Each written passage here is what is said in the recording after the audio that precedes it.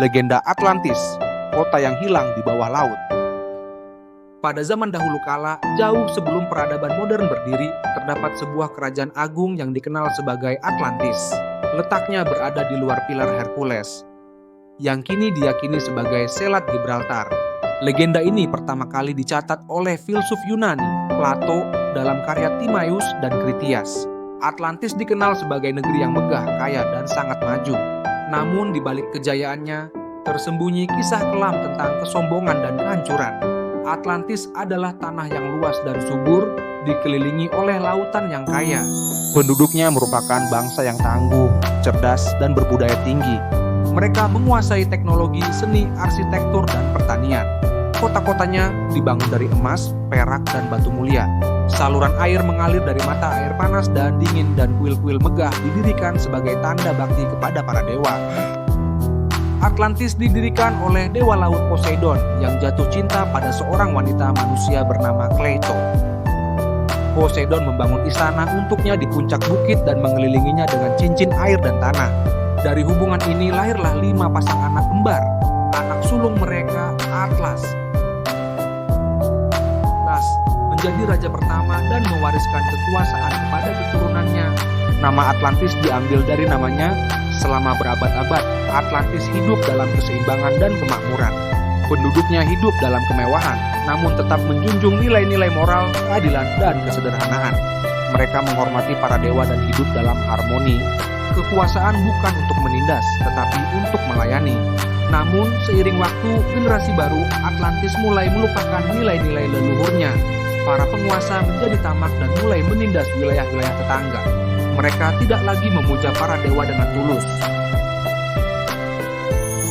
melainkan menggantinya dengan pemujaan terhadap kekayaan dan kekuasaan.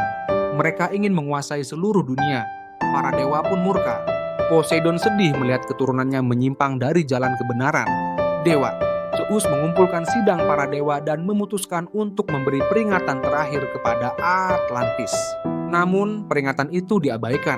Atlantis justru berambisi menaklukkan Athena, kota yang dikenal karena kebijaksanaan dan kekuatan spiritualnya. Dalam pertempuran yang besar, Athena berhasil mengalahkan Atlantis.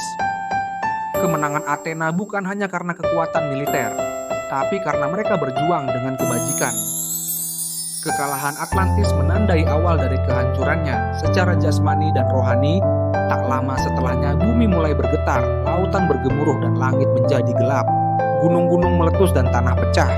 Dalam satu malam penuh bencana, seluruh daratan Atlantis tenggelam ke dasar laut, hilang tanpa jejak. Negeri yang dahulu dipenuhi kemegahan dan kebanggaan berubah menjadi reruntuhan di dasar samudera. Hingga kini banyak yang mencari Atlantis, tapi tak satu pun berhasil menemukannya. Bagi sebagian orang, ini hanyalah alegori dari Plato untuk menggambarkan kehancuran moral. Tapi bagi yang percaya, Atlantis benar-benar pernah ada. Dan kehilangannya menjadi peringatan yang abadi bagi umat manusia. Pesan moral. Legenda Atlantis mengajarkan bahwa kemajuan dan kekayaan tak berarti jika tidak disertai dengan kebijaksanaan dan kerendahan hati. Kesombongan, keserakahan, dan penyalahgunaan kekuasaan akan selalu membawa kehancuran.